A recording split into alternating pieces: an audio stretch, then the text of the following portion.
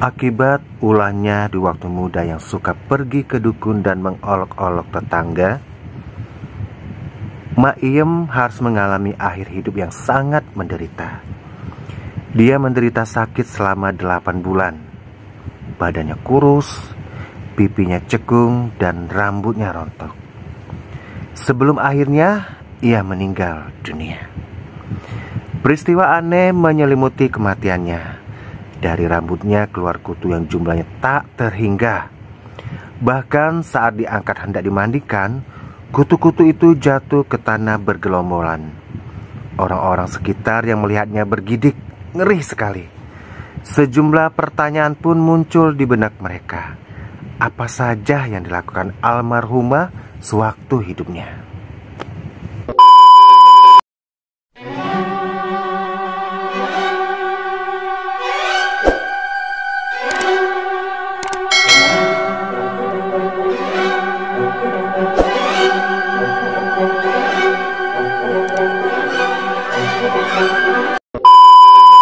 Halo guys, assalamualaikum warahmatullahi wabarakatuh. Jumpa lagi di Rio Ivanda Channel. Untuk kesempatan hari ini seperti biasa, Hari akan memberikan satu kisah sejati untuk kalian semuanya. Semoga kisah ini menjadikan satu inspirasi buat kita semuanya dan juga buat renungan kita, agar kita selalu berbuat baik. Oke, jangan kemana-mana. Seperti biasa, sebelum Anda simak video ini atau cerita ini, jangan lupa ya untuk selalu subscribe, like, comment, and share. Sekali lagi untuk subscribe, like, comment, and share. Oke, check it out. Sore itu wajah Mak Iem tampak kusam dan pucat sekali. Dia tergolek lemah di atas kasur empuk buatan pabrik dalam negeri. Matanya menerawang kosong ke langit-langit atap rumahnya yang berwarna putih bersih, tapi tampak layu seperti sudah berusia puluhan tahun. Nah, Kaina. Dengan suara bergetar dan lemah, Ibu Iem memanggil anaknya. Mina yang sejak 5 menit lalu berada di dapur datang menghampiri ibunya. "Ada apa, Bu?" jawab Mina. Ibu haus, ambilkan air, perintah Mak Iem. Mina segera ke dapur dan mengambil air putih seperti yang diperintahkan ibunya.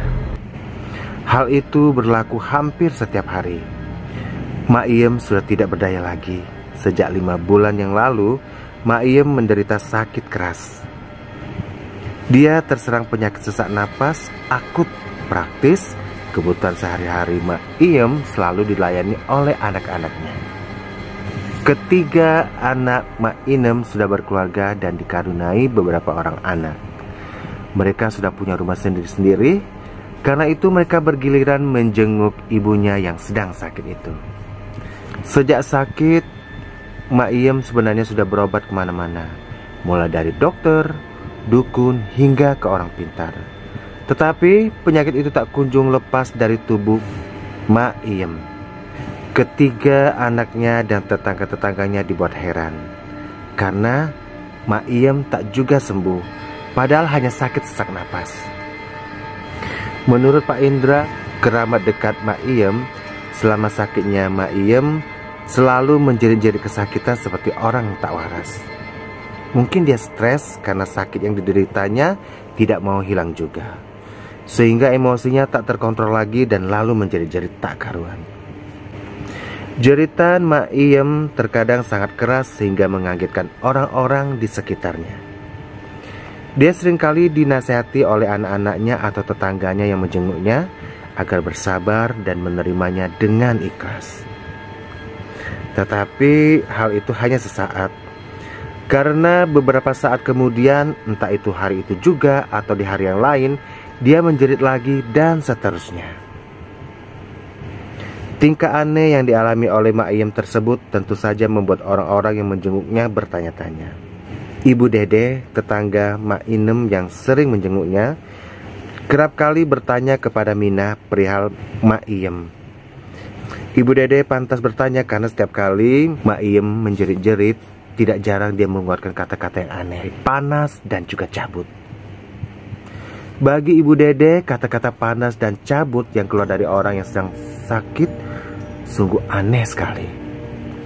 Dalam hatinya berbisik, sejuta pertanyaan, apanya yang minta dicabut dari diri Mak Iem? Toh dia nggak pakai apa-apa, gelang, anting, atau perhiasan lainnya. Tetapi setiap kali Ibu Dede menanyakan tentang maksud jeritan Mak Iem, saat itu pula Mina tak mau menjawabnya. Jawaban yang sama juga terlontar dari mulut anak-anaknya Mak Iem yang lainnya. Seolah-olah mereka sudah mengetahui makna di balik jeritan ibunya yang ganjil itu.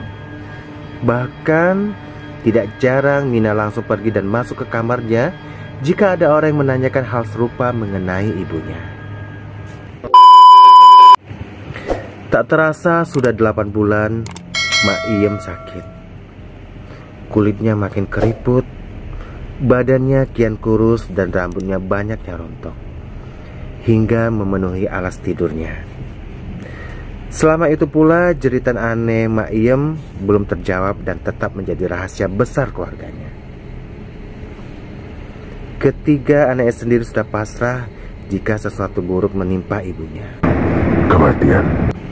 Meskipun dalam hati mereka tetap berharap akan keajaiban Tuhan dan datang kepadanya. Tetapi keajaiban Tuhan ternyata tidak datang. Dengan mata melotot dan mulut menganga, Mak Iem akhirnya meninggal dunia. Tuhan telah mengambil di saat dia belum sempat bertaubat dan menyadari segala kesalahannya di waktu muda. Tak ada jeritan dan tangisan histeris mengiringi kepergian Mak Iem. Mina sendiri hanya terlihat sedih dan sekali-kali keluar air mata dukanya. Yang sedikit tegar adalah anaknya yang nomor pertama dan juga anaknya yang ketiga. Mereka sama sekali tidak menangis. Mungkin karena mereka adalah anak laki-laki dan sudah mengetahui usia ibunya tidak akan lama lagi. Usia tua dan sakit-sakitan yang tidak bisa disembuhkan lagi. Mata jenazah Mak Iem yang melotot dan mulutnya yang menganga lalu diusap oleh Basir, kerabat dekat almarhumah. Tetapi kedua bola mata dan mulut almarhumah tak mau mengatup. Basin mengusapnya sekali lagi. Tetapi mata dan mulut almarhumah tetap tidak bisa dikatup. Hingga usapan ketiga kalinya, mata dan mulutnya almarhumah masih tetap seperti semula, melotot dan menganga. Melihat hal aneh menimpa almarhumah, para pelayat yang semakin banyak berdatangan setelah berita kematian almarhumah terdengar kembali terperangah kaget. Mereka saling berbisik membicarakan keanehan yang dialami oleh almarhumah. Hati mereka bertanya-tanya, kenapa mata almarhumah yang melotot dan mulutnya yang menganga tidak bisa dikatupkan? Padahal berkali-kali Basir mengusapnya. Keluarga almarhumah akhirnya berembuk. Mereka membicarakan apa yang seharusnya dilakukan agar mata dan mulut almarhumah mengatup. Sebab tidak mungkin almarhumah dikubur dalam keadaan mata melotot dan mulut menganga. Mereka lalu sepakat agar secepatnya memanggil ustadz atau kiai untuk bisa mengatasi kejadian aneh yang menimpa almarhumah tersebut. Ustadz Benny yang memang berencana datang untuk melayat almarhumah akhirnya sampai di rumah almarhumah setelah sebelumnya disusul oleh Pak Tony. Pak Ustadz, tiba-tiba Basir terputus setelah Ustadz Benny menyelahnya. Ya, saya sudah tahu, Sir. Jelas Ustadz Benny yang sudah tidak asing dengan wajah Basir. Rupanya Pak Tony telah memberitahu sebelumnya kepada Ustadz Benny perihal kejadian aneh yang dialami oleh almarhumah. Muka almarhumah lalu diusap oleh Ustadz Benny. Tapi aneh bin ajaib, mata almarhumah tetap melotot dan mulutnya juga menganga. Hingga Ustadz Benny mengusapnya berkali-kali, mata dan mulutnya almarhumah tetap seperti semula, melotot dan menganga. Melihat mata almarhumah tetap melotot dan mulutnya menganga meskipun sudah ditutup oleh Ustadz Benny, para pelayat kembali dibuatnya terperangah kaget. Mereka pun berbisik membicarakan keanehan yang dialami oleh almarhumah. Ustadz Benny lalu mendekati Bashir untuk membicarakan sesuatu. Sebaiknya kepala almarhumah diikat pakai selendang. Jelas Ustadz Benny pada Bashir. Apa baiknya aja menurut Ustadz? Jawab Bashir. Setelah mendapat kesepakatan dari keluarga dan kerabat almarhumah lainnya, kepala almarhumah lalu diikat dengan selendang dari ubun-ubun hingga ke bawah dagu, agar matanya yang melotot dan mulutnya yang menganga bisa terkatur. Meski sudah diikat, mata dan mulut almarhumah tetap sebetulnya tidak mengatur. Matanya masih terbuka sedikit dan mulutnya juga masih agak menganga. Tetapi memang tak ada jalan lain. Akhirnya almarhumah dibiarkan dalam keadaan seperti itu, yaitu dengan kepala diikat dari ubun-ubun hingga bawah dagu, dengan menyisakan mata masih sedikit melotot dan mulut menganga. Jenazah Mak Iem lalu ditutup dengan kain transparan. Sementara itu para pelayat semakin banyak berdatangan ingin bertakziah. Jenazah almarhumah harus segera dimandikan agar segera dikubur. Tetapi rupanya ada satu kerabat almarhumah yang baru datang dari jauh. Dia belum melihat wajah almarhumah setelah dikabarkan meninggal dunia. Karena itu dia penasaran ingin melihat wajah almarhumah untuk terakhir kalinya. Maka kerabat yang baru datang itu mendekati jenazah almarhumah yang terbujur kaku di atas lantai. Sebut saja Mary, nama kerabat itu. Lalu Mary membuka kain yang menutupi tubuh almarhumah dari bagian kepalanya. Tetapi tiba-tiba keanehan baru muncul. Baru saja Mary membukakan sedikit kain yang menutup kepala almarhumah, dari balik rambutnya muncul kutu-kutu menjijikkan. Mary kaget dan spontan menjerit, "Masya Allah!" "Ada apa, Mer?" kata Bashir. "Aku melihat banyak kutu di rambut almarhumah." Jelas Mary. "Masa sih?" ujar Bashir penasaran. Penasaran dengan apa yang dilihat oleh Mary, spontan Bashir dan kerabat yang lainnya datang menghampiri jenazah almarhumah. Ternyata apa yang dikatakan Mary benar. Di rambut almarhumah telah muncul banyak kutu. Kutu-kutu itu merayap-rayap. Mereka merayap menyusuri bagian-bagian tubuh almarhumah. Bashir lalu menyisir rambut almarhumah untuk segera dibersihkan dari kutu-kutu itu. Tapi setiap kali rambut almarhumah disisir, pada saat itu pula kutu-kutu baru bermunculan dari arah lain. Gila, kutu-kutu ini banyak sampai sebaskom. Sebenarnya satu baskom itu pun sudah tidak muat lagi, karena kutu-kutu itu tidak bisa hilang dari rambut almarhumah. Maka kerabat dan keluarga almarhumah akhirnya sepakat membiarkan almarhumah dalam keadaan seperti itu. Kepala almarhumah lalu ditutup kembali dengan kain semula. Atas saran Ustadz Benny, jenazah almarhumah segera dimandikan. Maka disuruhlah Bashir dan Zaidi, kerabat almarhumah lainnya, untuk mengangkat tubuh almarhumah dan dibawa ke dipan pemandian. Tubuh Mak Iem lalu diangkat oleh kedua kerabat almarhumah tersebut. Tetapi baru saja tubuh Mak Iem dibawa 1 meter, tiba-tiba kutu-kutu yang sedari tadi hinggap di rambut dan badan Mak Iem saling berjatuhan ke lantai bergerombol. Para pelayat kembali bergidik ngeri melihat hal aneh di depan matanya. Kutu-kutu yang jatuh itu lalu disapu oleh Bashir hingga bersih. Akhirnya tubuh almarhumah berhasil dibaringkan di atas dipan pemandian. Lalu jenazah Mak Iem dimandikan oleh Ustadz Benny yang diikuti oleh kerabat almarhumah lainnya. Menurut Bashir, meskipun almarhumah sudah dimandikan, kutu-kutu itu tetap hinggap di rambut dan tubuhnya. Masya Allah.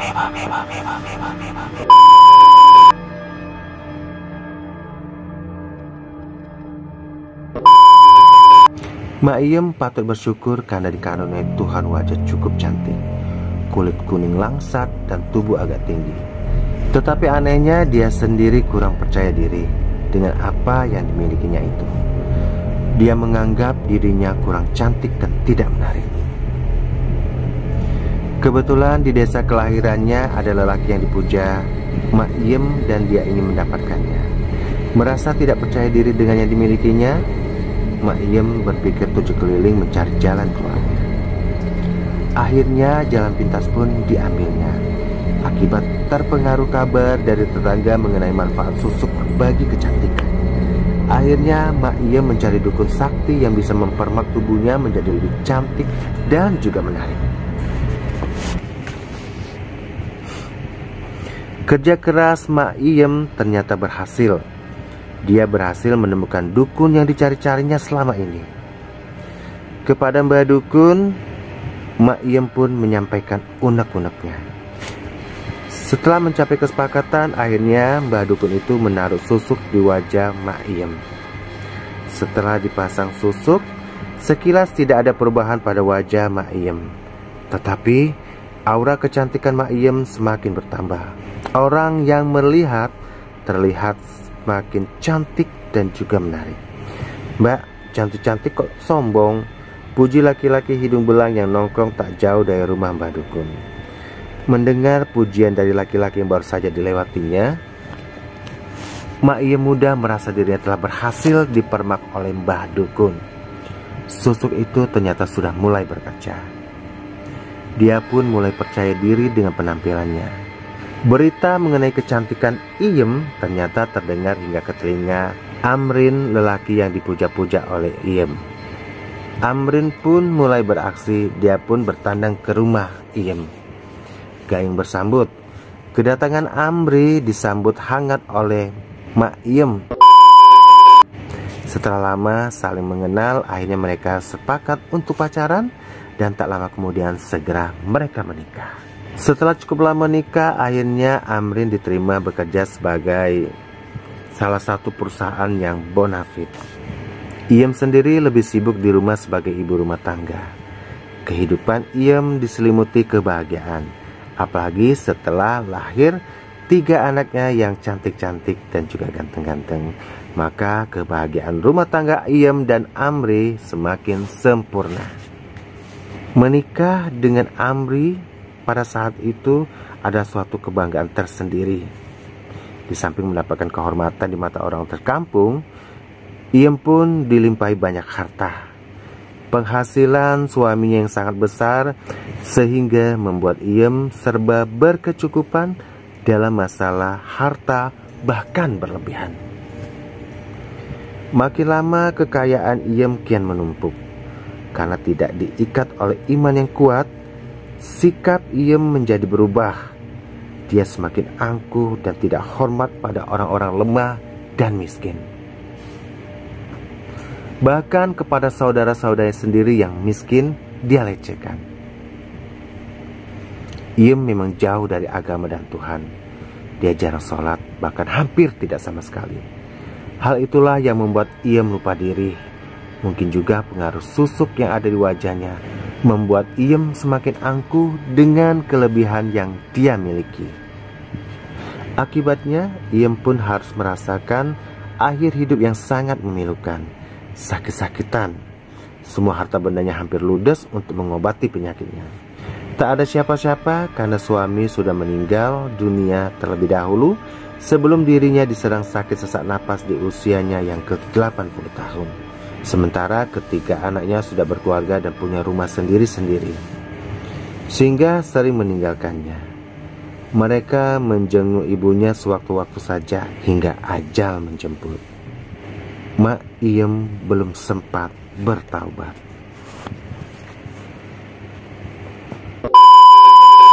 Demikianlah kisah tragis tentang seorang hamba Tuhan yang durhaka kepadanya.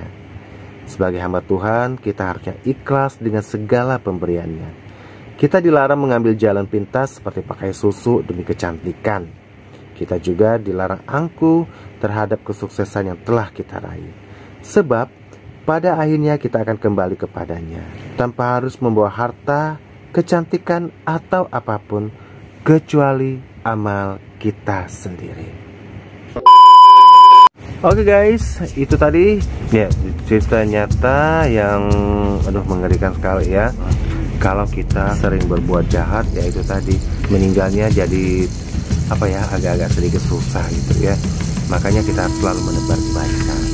Oke guys, segini aja cerita untuk hari ini. Terima kasih untuk Anda semuanya yang telah bergabung di channel ini, di Ivanda Channel. Terima kasih untuk support dan subscribe-nya. Sekali lagi ya, jangan lupa untuk subscribe, like, comment, and share.